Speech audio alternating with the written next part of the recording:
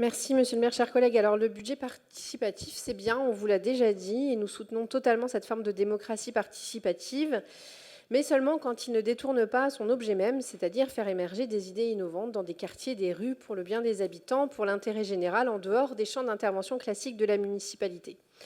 Nous l'avons dit à plusieurs reprises, ici, nous porterons demain une autre forme de budget participatif qui sortira de ce que la ville doit normalement elle-même concevoir et financer.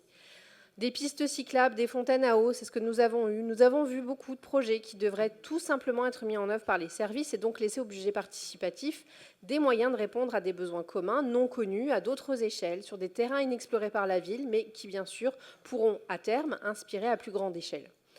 Alors nous nous interrogeons aussi parfois sur les porteurs, le dévoiement de certains projets par des start-up, par exemple. Ce ne sont pas vraiment des projets en cohérence avec ce qui, pour nous, devrait être un budget participatif.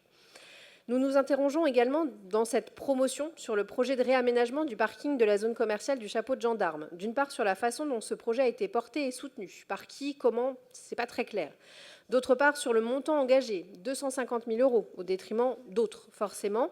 Et enfin, sur la lisibilité de la démarche, dans un conseil lors duquel, quelques délibérations avant, nous parlions d'une étude sur le réaménagement de cette zone. Alors nous nous abstiendrons donc sur cette délibération, malgré tout le soutien que nous portons à cet outil, mais d'où nous ferons très prochainement un autre usage. Merci.